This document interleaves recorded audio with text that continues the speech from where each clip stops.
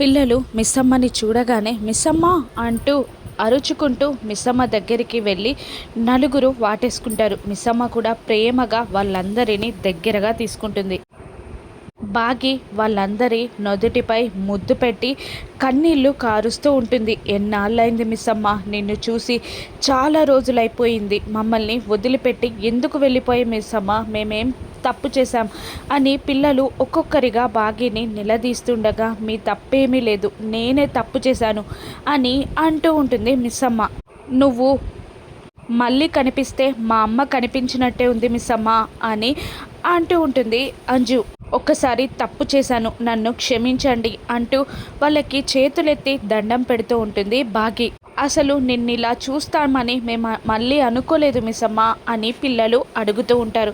నువ్వు ఎందుకు వెళ్ళిపోయావో తెలియదు, డాడీ కోపంగా ఉండేవారు, ఆ మనోహరి ఆంటీ మమ్మల్ని టార్చర్ పెట్టింది మిస్సమ్మ అని పిల్లలు బాధగా చెప్తూ ఉంటారు. ఇంకొకసారి మిమ్మల్ని వదిలిపెట్టి వెళ్ళను, ఇది నా ప్రామిస్ అంటూ తలపై ఒట్టు పెట్టుకొని చెప్తూ ఉంటుంది బాగి. ఇక మనందరం కలిసి ఉండొచ్చు, జన్మలో నేను మిమ్మల్ని వదిలి వెళ్ళిపోను అని అంటూ ఉంటుంది బాగి. ఆ మాటకి పిల్లలు నలుగురు సంతోషపడుతూ ఉంటారు.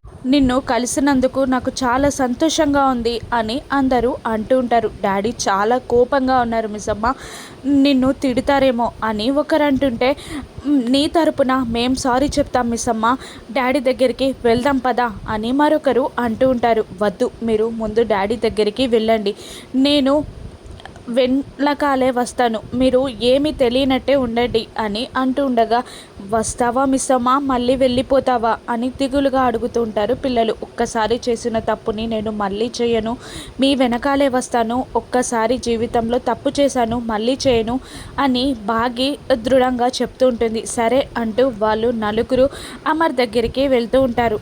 ఇక పంతులు గారు అభిషేకానికి అన్ని ఏర్పాట్లు చేయగా, అమర్ ఫస్ట్ జలాభిషేకం పాలు, పెరుగు, నెయ్యి, తేనె, చక్కెరతో అభిషేకాలని చేస్తాడు. ఇక అభిషేకం పూర్తయింది బాబు, ఇప్పుడు హారతిస్తాను, మనసులో మీకున్న కోరికని కోరుకోండి, నెరవేరుతుంది అని పంతులు గారు చెప్పగానే అందరూ శివయ్యకి దండం పెట్టుకుంటారు. మిస్సమ్మని డాడ్ ఏమనొద్దు, డాడ్ మిస్సమ్మని తిట్టొద్దు, మిస్సమ్మని క్షమించి ఇంట్లోకి రానివ్వాలి అని అందరూ మిస్సమ్మ గుచ్చే దేవునికి దండం పెట్టుకుంటూ ఉంటారు. ఇక అమర్ దేవునికి నార్మల్గా దండం పెట్టుకొని పిల్లల వైపు చూడగా, పిల్లలందరూ ఇంకా దేవునికి దండం పెట్టుకుంటూ ఉండడం చూసి ఆశ్చర్యపోయి, ఏంటి అంతసేపు మొక్కుతున్నారు దేవునికి అని అంటూ ఉండగా, ఒకటే కోరిక డాడ్ అనేస్తారు పిల్లలు. నలుగురు కలిసి ఒకే కోరిక కోరుకున్నారా ఏంటది అని అమర్ అడుగుతూ ఉండగా, మీకు కూడా కాసేపట్లో తెలుస్తుంది సార్ అని రాథోడ్ అంటూ ఉంటాడు. ఏంటది అని అంటుండగా, తినబోతు రుచి ఎందుకు సార్ అని లాజికల్గా అడుగుతుంటాడు రాథోడ్. అదేంటి రాథోడ్, మార్నింగ్ నుంచి అలాగే మాట్లాడుతున్నావు టిపికల్గా అని అంటూ ఉండగా, ఏం లేదు సార్ అని అంటూ హారతి తీసుకుంటారు అందరూ. ఇక అక్కడి నుండి అందరూ మరొక దేవుని దర్శనానికి వెళ్తుంటారు. మరోవైపు మనోహరి, చెంబా ఇద్దరు పరుగు పరుగున వస్తూ ఉంటారు గుడికి. రా, తొందరగా రా చెంబా అని అరుస్తూ మనోహరి పరిగెడుతూ ఉంటుంది. ఇక ఒకే దేవుని దగ్గరికి అమర్ తన ఫ్యామిలీని తీసుకొని వస్తే బాగి కరుణతో వస్తుంది. అమర్ బాగిని చూడడు.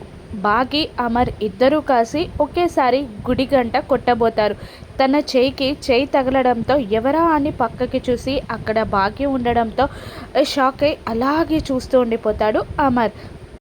బాగి కూడా అమర్ చేయితో చేయి కలిపి గుడిగంట కొడుతూ అమర్ని కండ్ల నిండా నింపుకుంటూ అలాగే చూస్తూ ఉండిపోతుంది. ఇక వాళ్ళందరూ ఆ బాగి అమర్ కలిసినందుకు ఎక్సైట్గా ఫీల్ అవుతూ ఉంటారు. దేవుడా దేవుడా దేవుడా, మిస్సమ్మని సార్ ఏమీ అనొద్దు అని రాతో దండం పెట్టుకుంటుంటాయి. ఈ జంట కలవాలి అని కరుణ మనసులో అనుకుంటూ ఉంటుంది. డాడ్ మిస్సమ్మని క్షమించాలి, ఇంట్లోకి రానివ్వాలి అని పిల్లలు నలుగురు దేవునికి దండం పెట్టుకుంటూ ఉంటారు. అమర్ బాగీనే చూస్తూ ఉండిపోతాడు. తన చేయికి తగిలిన బాగీ చేయిని చూస్తూ ఉండిపోతాడు అమర్. తన చేయిని తీసుకుంటుంది బాగి. మరోవైపు ఆరు పాప అమ్మా అమ్మా అని పిలుచుకుంటూ రాగా రాజు సోఫాలో కూర్చోబెట్టి మీ అమ్మ గుడికెళ్ళిందమ్మా అని చెప్పగానే గుడికా నన్ను కూడా తీసుకెళ్ళాలి కదా అని ఆరు పాప అడుగుతుండగా దేవుని దర్శనానికి కాదు అనగానే మరెందుకు అంటుంది ఆరు పాప. దేవుడి లాంటి మనిషిని కలవడానికి అనగానే ఎవరు అనేస్తుంది ఆరు పాప. వనవాసం తర్వాత సీతమ్మ రాముడి దగ్గరికి వెళ్ళింది కదా అని అనగానే అంటే మా అమ్మ నాన్న దగ్గరికి వెళ్ళిందా అని తెలివిగా అడుగుతూ ఉంటుంది ఆరు పాప. అటువంటిదే అంటాడు రాజు.